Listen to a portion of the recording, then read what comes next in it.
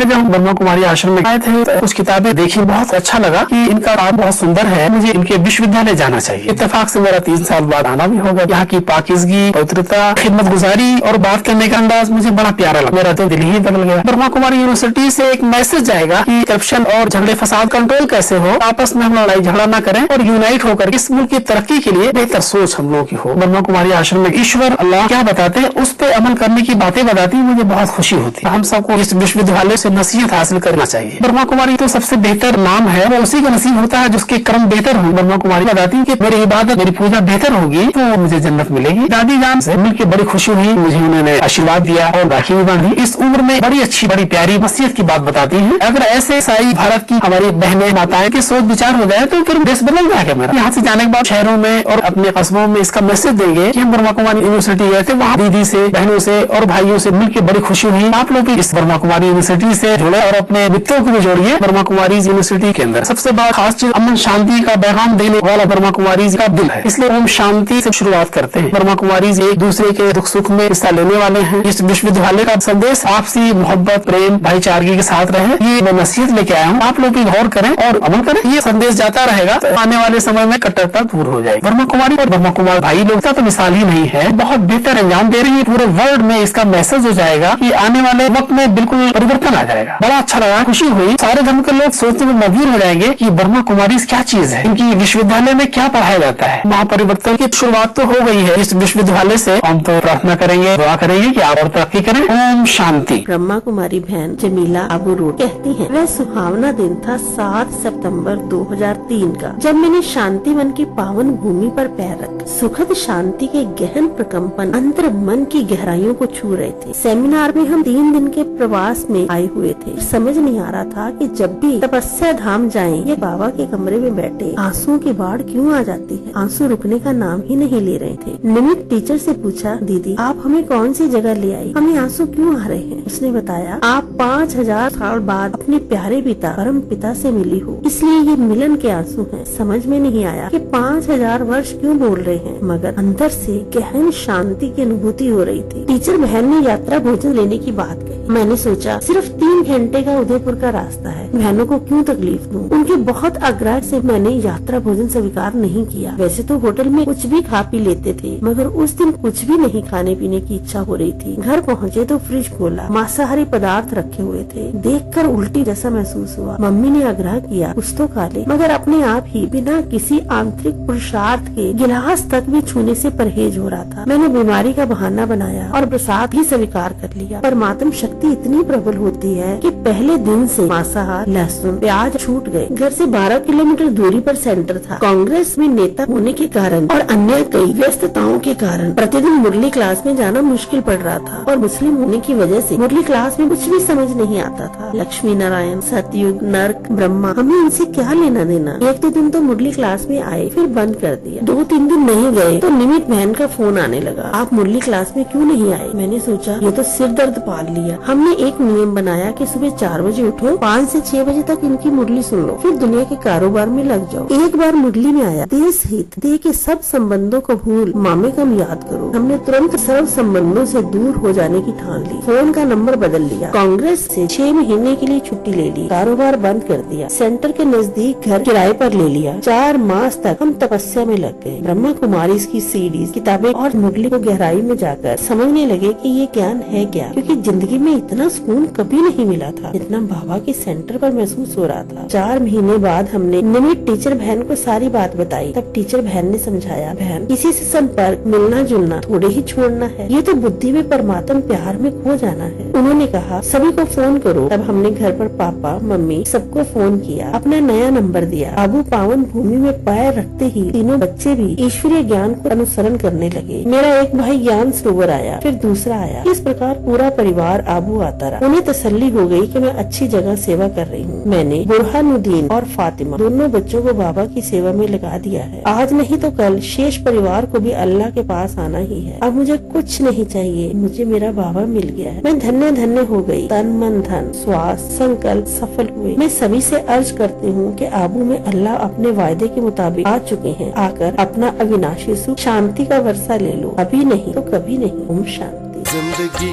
को है जन्नत बनाया, जिंदगी को है जन्नत बनाया, जब से तेरी पनाह में मैं आया, जब से तेरी पनाह में मैं आया।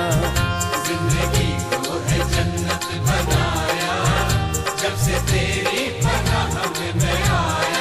भाइयों बहनों, हम 7 हफ्ते का निःशुल्क कोर्स लॉन्च कर रहे हैं जिसमें how to charge water, self realisation, god's realisation, tension free life, mind management, art of living healthy, wealthy and happy life, drug de addiction, relationship management, concept of IQ, EQ and SQ, conflict management, self management, leadership, memory management, how to make mind your best friend, time management, स्वमान, Yog Nidra, sleep management, best way to get rid of psychosomatic diseases आदि courses भी included हैं। मुख्य रूप से इसमें ये बातें बताई जाएंगी: हम कौन हैं, हम कहां से आए हैं, मुक्ति, जीवन मुक्ति और मोक्ष में क्या अंतर है, क्या सचमुच नदी में नहाने से पाप कटते हैं, अगर शिव और शंकर एक ही हैं तो हम कभी शंकरालय, शंकरलिंग, शंकर रात्रि, ओम नमो शंकराय या सत्यम शंकरम सुंदरम क्यों नहीं कहते? शिवरात्रि कैसे दुनिया का सबसे महत्वपूर्ण त्योहार है? शिव बाबा कैसे 1936 से ब्रह्मा द्वारा सतयुग की जी यानी जनरेशन, विष्णु द्वारा सतयुग की ओ यानी ऑपरेशन और शंकर द्वारा कलयुग का डी यानी डिस्ट्रक्शन कर रहे हैं? इसीलिए परमात्मा को गॉड कहा जाता है। परमात्मा को कण कण में व्यापक मानना उनकी महिमा करना है या घोर अपमान और हम भारतवासियों की दुर्दशा का सबसे बड़ा कारण है? क्या परमात्मा नाम रूप से न्यारे हैं या उनका नाम और रूप हम सबसे न्यारा है? आत्मा को परमात्मा का अंश मानना या आत्मा परमात्मा में समा जाती है ये मानना कैसे बहुत बड़ी मूर्खता है। हम सबके कैसे एक नहीं बल्कि 2 पिता हैं। शिव भगवान धरती पे आए हुए हैं और वे बहुत जल्द बाकी बचा 5% कार्य पूरा करके वापस लौटने वाले हैं। क्या ये सत्य है कि जो मात्र 1 घंटा शिव बाबा के नाम पे रोज निकाल रहे हैं उन सबको शिव बाबा 21 जन्मों यानी 2500 वर्षों के लिए जायदाद बांट रहे हैं? गॉड, अल्लाह, वाहेगुरु, ईश्वर आदि एक ही ज्योति बिंदु शिव बाबा के नाम है, जिसके लिए हजरत मोहम्मद ने अल्लाह एक नूर, क्राइस्ट ने God is light, Guru Nanak ji ने एक ओंकार निराकार कहा है, जिसने मोसेस को सिनाई पर्वत पर 10 आज्ञाएं दी, जिसे यहूदी धर्म की 10 प्रमुख शिक्षाएं माना जाता है। आपके पूरे 84 जन्मों की सच्ची कहानी भी सुनाई जाएगी। यही भारत सतयुग त्रेता में स्वर्ग और द्वापर कलयुग में नरक कहलाता है। क्या ये सच है कि परमात्मा ने ही ब्राह्मण, देवता, क्षत्रिय, वैश्य, शूद्र आदि वर्ण बनाकर मनुष्यों में भेदभाव फैलाया है? किस युग से पाप, दुख, भक्ति, शास्त्र लिखना आदि शुरू हुए? स्वस्तिका के चिन्ह को क्यों शुभ माना जाता है? सतयुग, त्रेता, द्वापर, कलयुग चारों युग बराबर 1250 साल के हैं, लेकिन कैसे कलयुग की अवधि को 360 से गुणा करके और द्वापर को कली से दुगुना, त्रेता को तिगुना और सतयुग को 4 गुना मानकर हर युग को लाखों साल का बना के 5000 साल के कल्प को 43,20,000 साल का बना दिया गया है, जिसके अनुसार अब भी जब इतने बॉम्ब, मिसाइल्स आदि बन गए हैं कि पृथ्वी का 100 बार विनाश संभव है, ये कहा जा रहा है कि कलयुग 40,000 साल और चलेगा। इस प्रकार से भोले भाले आम इंसान को अज्ञानता की नींद में सुला दिया गया है। कुछ ही वर्षों बाद होने वाले महाविनाश के बाद कौन सा एकमात्र देश बच जाएगा और क्यों? दुनिया के सभी धर्मों को एक पेड़ के माध्यम से कैसे समझ सकते हैं? हम कौन से आसान पुरुषार्थ से नर से श्री नारायण और नारी से श्री लक्ष्मी बन सकते हैं? दुनिया का एकमात्र खुली आंखों से किया जाने वाला राज योग मेडिटेशन, जो कि अति आसान है, से कैसे हम 8 शक्तियाँ प्राप्त कर सकते हैं? घर में रहते हुए भी कैसे हम कमल फूल समान निर्लिप्त रह सकते हैं? कैसे लक्ष्य शब्द को गलती से लाख मानने के कारण हमने ये मान लिया है कि मनुष्य आत्मा को पापों की सजा भोगने के लिए 84 लाख योनियों में भटकना पड़ता है, जो कि सरासर झूठ है। गीता के भगवान के लक्षण है कि मैं अजन्मा, अकाल मूर्त, अभोक्ता, सर्व का मात पिता, गुरु, शिक्षक, मनुष्य सृष्टि रूपी उल्टे वृक्ष का बीज रूप हूँ। मेरा साधारण रूप देख मूढ़मती लोग मुझे तुच्छ समझते हैं, लेकिन श्री कृष्ण की तो जन्म मृत्यु हुई थी, वे तो भोजन आदि भोगते थे, उनके तो माता पिता, गुरु, शिक्षक सब थे और वे तो अति सुंदर थे। तो आखिर गीता के भगवान कौन है? क्या शांति के सागर परमात्मा ने हिंसक युद्ध कराया होगा? यदि हाँ, तो गीता में क्यों मात्र 2% श्लोकों में ही हिंसा का वर्णन है? क्यों 98% श्लोक आध्यात्मिक ज्ञान से भरपूर हैं? भगवान ने तो कहा है कि तू मेरी याद में भी रह और युद्ध भी कर। क्या प्रभु की याद में हिंसक युद्ध संभव है या बुराइयों से अहिंसक युद्ध संभव है? गीता के भगवान के महावाक्य हैं कि जब जब धर्म की अतिग्लानि होती है तब तब मैं अवतरित होता हूँ। संभव है युग युग में, परंतु युग तो 4 ही होते हैं, यानी अधिक से अधिक भगवान के अवतार भी 4 ही होने चाहिए। तो क्या 24 अवतार मानना मिथ्या है? क्या कुरुक्षेत्र, जिसमें मात्र 10.5 लाख लोग रहते हैं, वहाँ 166 करोड़ लोग यानी भारत पाकिस्तान दोनों देशों में मिला के जितने लोग रहते हैं उतने लोग युद्ध में मरे होंगे? क्या ये सत्य है कि महाविनाश के बाद श्री कृष्ण जी फिर से आ रहे हैं? इसके अलावा होली, दिवाली आदि हर त्योहार और गीता, रामायण, भागवत आदि हर शास्त्र का सत्य रहस्य भी आपको बताया जाएगा। यदि आप भी इस 7 हफ्ते के निःशुल्क कोर्स को जूम के जरिए करना चाहते हैं, जो कि इंग्लिश, इंग्लिश, हिंदी और स्पेनिश में अवेलेबल है, तो अपना नाम और मोबाइल नंबर इस ईमेल आईडी पर भेजिए। कृपया तुरंत इस वीडियो को लाइक कीजिए, ज्यादा से ज्यादा लोगों से शेयर कीजिए तथा इस चैनल को सब्सक्राइब कर बेल आइकॉन क्लिक करके ऑल कीजिए, ताकि बिना मेहनत के हर वीडियो आपको मिलती रहे। ओम शांति।